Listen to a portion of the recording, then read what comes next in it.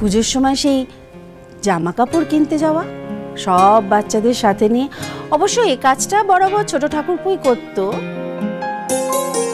আর ছোট ঠাকুরপো বরাবর না ওই জামা কাপড় কেনাকাটা করার পর বাচ্চাদের নিয়ে গিয়ে একসাথে খাওয়াতো।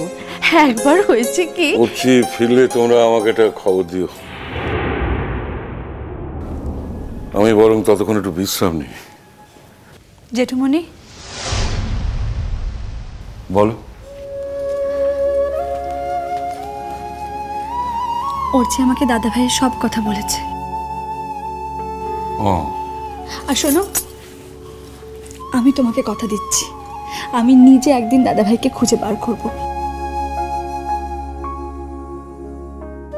ঠিক বার করব, দেখো বাড়ির ছেলেকে আমি বাড়িতে নিয়ে আসবো।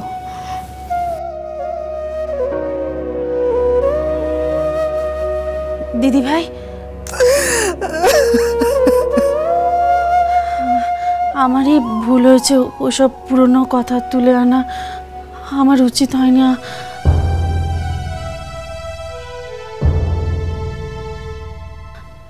আমি কি করব দিদি ভাই? ছেলেটা ছোট থেকে বড় হবার সব ছবিগুলো যে আমার বুকের ভেতর জমা হয়ে আছে,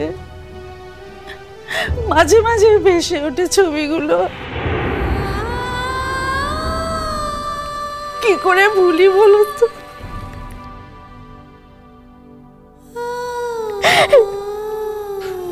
যদি বেটাকে কখনো সামনে পাই না, ঠাস ঠাস করে দু গালে চড় মারো।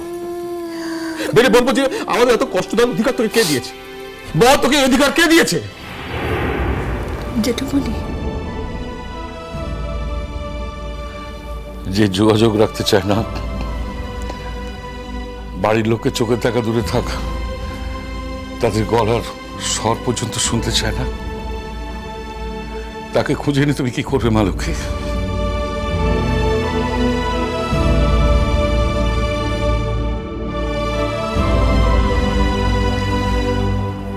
ওর কাছ থেকে এটুকুই তো পাওয়া ছিল,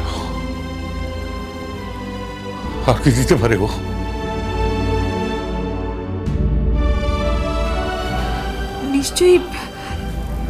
নিশ্চয়ই কোনো একটা কারণ ছিল দাদা ভাইয়ের পেছনে। কিচ্ছু কারণ নেই, বেঈমান, বিশ্বাসঘাতক ছেলে তো নয়, 70।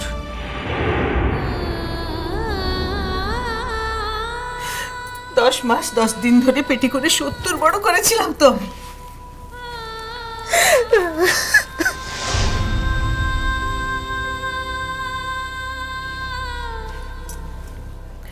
বাবুর কথা আমি আর ভাবি না। আমি জানি বাকি যে কটা দিন বাঁচবো, বাবু আমাকে দেখতেও আসবে না।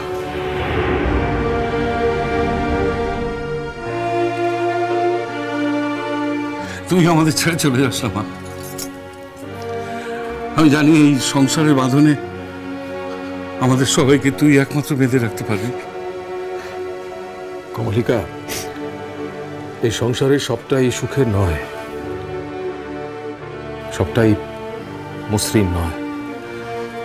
অনেক কুটোকাটা আছে, ফাটাফুটো আছে। এই সবটা নিয়ে তোমার সংসার মা। এই সংসারটাকে কখনো ভেঙে যেতে দিও না। তোমার মা, কাকিমা, জেঠিমা, আমরা সবাই মিলে অনেক কষ্টে, অনেক যত্নে, অনেক ভালোবাসায় এই সংসারটাকে তিল তিল করে গড়ে তুলেছি। এই সংসারটা ভেঙে গেলে আমাদের আর কিছু থাকবে না রে মা।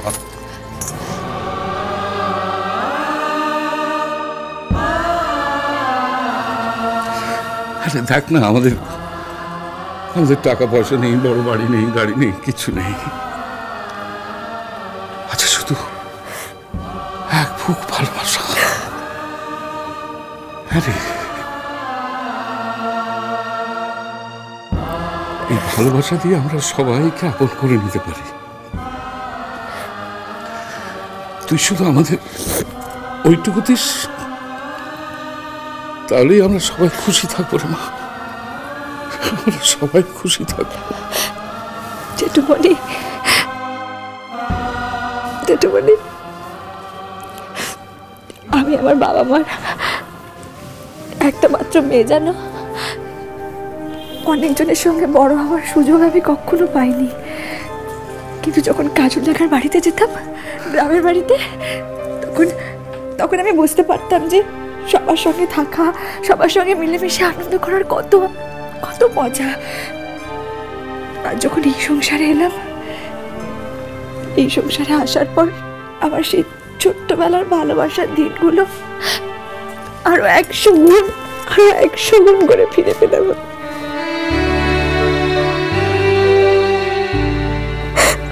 আমি তোমাদের ছেড়ে কোথাও যাবো না, কোথায় যাবো আমি তোমাদের ছেড়ে, কোথাও যাবো না।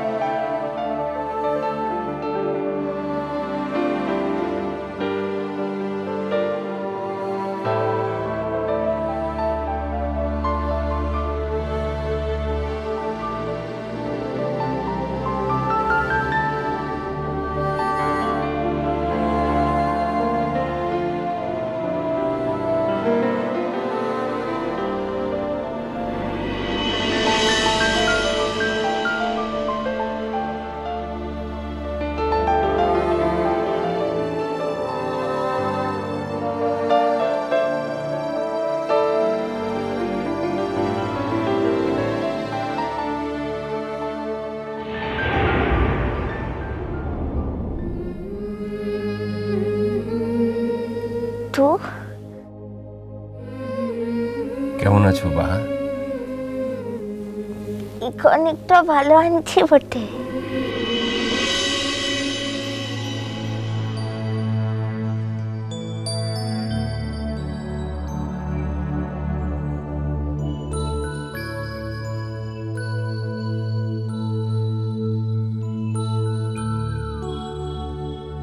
কেউ আসেনি আজ?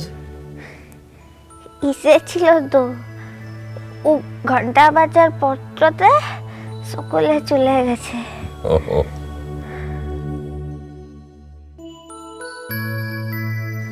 কিছু বলবেন? দেখুন, আমি ভিজিটিং আওয়ারের পরে এসেছি ঠিকই, কিন্তু পারমিশন নিয়ে এসেছি। না না স্যার, তার জন্যে না। তাহলে? না, নমস্কার। আপনি তো দিব্যজ্যোতি মজুমদার? হ্যাঁ, কেন বলুন তো? না, আপনাকে টিভিতে দেখেছি তাই। ও আচ্ছা। যদি একটা অটোগ্রাফ দিতেন। ও ওই যাবার সময় দিয়ে যাব, কেমন? ঠিক আছে স্যার, এই চলো।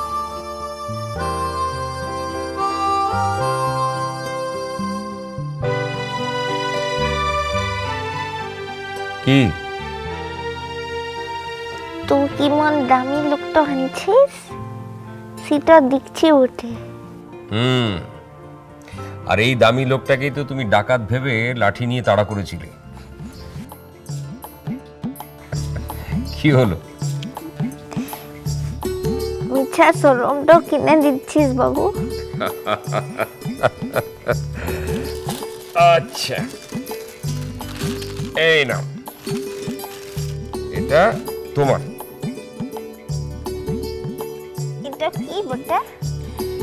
খুব ভালো চকলেট আছে তোমার জন্য। আমি কি কচি মেয়াটা আনছি যে তুই আমার লিগে এতগুলো চকলেট এনেছিস? তা তুমি কি খুব বড় হয়ে গেছো বুঝি? তা বাহা, এত বড় কাণ্ডখানা তুমি বাঁধালে কি করে? যত হয়েছিল তার লিগে। খুব অনিয়ম করেছিলে দেশে গিয়ে, না? না রে বাবু, করিলাই। না বাবু কি? আমি তো বুঝতেই পারছি। কি পুকুরের জলে স্নান করেছিলে, না? না রে বাবু, করিলাই। যাক, আর এরকম অনিয়ম কখনো করবে না। সামনে পরীক্ষা না? ঠিক আছে, আর করবো ক্লাই। একেবারে লক্ষ্মী মেয়ের মতো কথা বলা হচ্ছে, করবো ক্লাই। দিদিমণির বাপটোর কাছকে ইলাই মনে হয় লিজার বাপটো এসেছে বটে। তিমন করেই কথাটো বলে কিনা,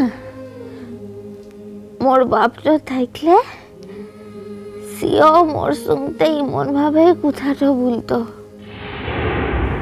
বাহা, হে কি ভাবছো? কিছু লয় রে। মুখখানা তো এই কদিনই একেবারে শুকিয়ে গেছে। হ্যাঁ, ঠিক হয়ে যাবে। মেয়েটার কাছে এসে বসেছি, একটা অদ্ভুত অনুভূতি হচ্ছে, যেন কতকালের চেনা জানা। খুব শান্তি বোধ হচ্ছে মনে ওর কাছে আসতে পেরে। ও আমার কি মিষ্টি কুটুম মিষ্টি কুটুম মিষ্টি কুটুম।